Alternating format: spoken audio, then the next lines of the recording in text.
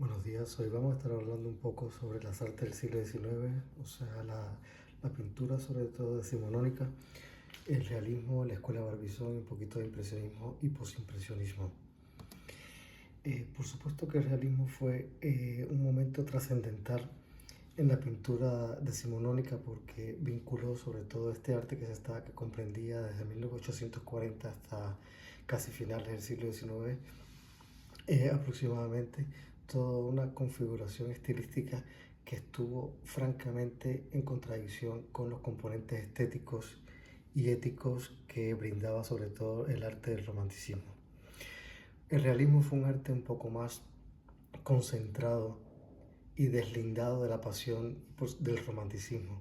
Vamos a ver que el realismo va a confrontar básicamente toda la estructura burguesa, por así decirlo, porque estaba mucho más vinculada con la estética y la conjunción ética de los obreros y campesinos. O sea, estaba mucho más presentada o representada a la clase que jamás estuvo tomada en cuenta, que fue sobre todo los obreros y campesinos.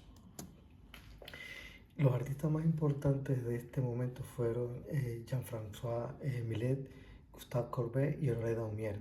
Daumier sobre todo vinculado desde esta crítica social, desde el grabado, propulsando sobre todo esta magnificencia que tenía las clases más bajas y visto desde un componente estético y social mucho más importante para los realistas que para lo que se había propuesto anteriormente en el romanticismo.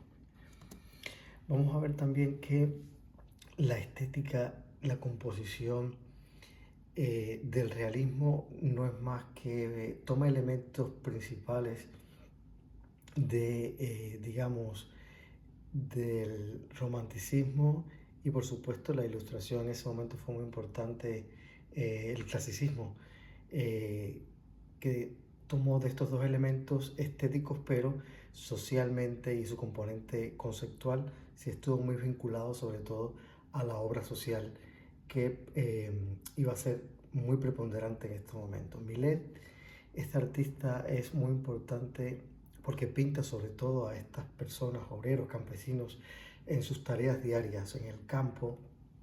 Miren cómo gestan sobre todo en la composición esta manera de confrontar el campo de una manera muy natural, sobre todo en este caso las espigadoras de 1857, vamos a ver casi mitad del siglo XIX, van a ser una de las obras fundamentales de Millet porque abarca este sentido más aquello de lo estético y sino más bien representando socialmente las clases más bajas.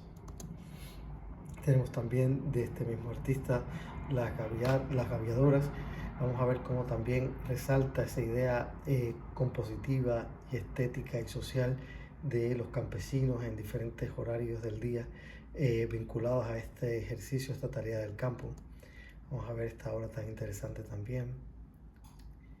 El Angelus también forma parte de esta importante estética vinculada a las clases más bajas, que toma un referente, digamos, de clásico y lo compone o lo lleva a este plano, digamos, social, que es sumamente importante.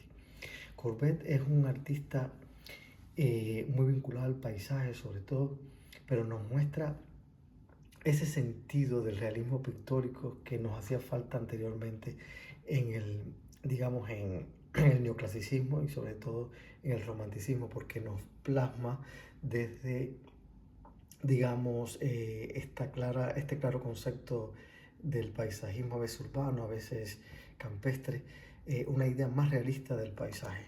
Vamos a ver también esta pieza de Courbet muy interesante. Por ejemplo, el entierro en Orleans, Courbet, vamos a ver cómo desde el propio título, el entierro del romanticismo nos está dando a entender que sepulta de alguna manera el propio concepto romántico del romanticismo, porque lo que importa en este sentido es un realismo en todas sus facetas. Vamos a terminar acá con los picapedreros, que también nos evoca ese sentido, digamos, realista desde la propia escarbar la tierra, de estos campesinos, esta vida social, esta vida de las personas menos favorecidas, por decirlo, es una característica fundamental del realismo y del arte decimonónico, en este caso el realismo particularmente. Vamos a ver Tarde Pintor, nos va concediendo esto de alguna manera. También la había adelantado de alguna manera que por supuesto el grabado, esa incursión fundamental del grabado, nos proporciona de esa propia ejecución de la técnica en la litografía sobre todo, propugnarnos ese mensaje simbólico y fundamental dentro de la crítica social. Veamos, por ejemplo, en este caso el cartel de propaganda a favor de la libertad de expresión está evocando de alguna manera cómo es una crítica sumamente importante desde el propio eje compositivo en el centro de la obra, nos indica ese sentido de propaganda a favor de la libertad de expresión. Vean acá cómo nos critica desde este ambiente, digamos, social, con una falta de luz, que nos recuerda de alguna manera la composición simbólica del barroco, pero ejercido desde la crítica social.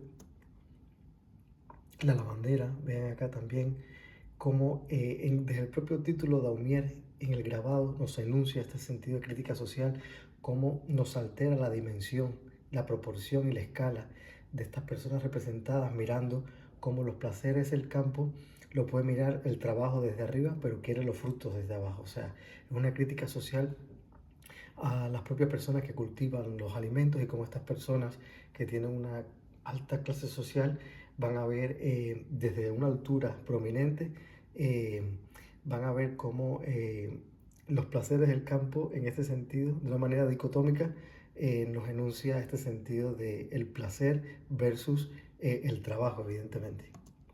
Bueno, vamos a terminar con el vagón de tercera clase, cómo nos presenta en primera composición a estas figuras que son personas humildes y cómo la clase, digamos, burguesa nos la coloca en el fondo de la composición. De esta manera enunciando la importancia que le concede, por supuesto, a las personas menos privilegiadas de clases más bajas. Con esta pintura terminamos. Espero que hayan disfrutado de esta breve, digamos, interpretación del realismo. Muchas gracias.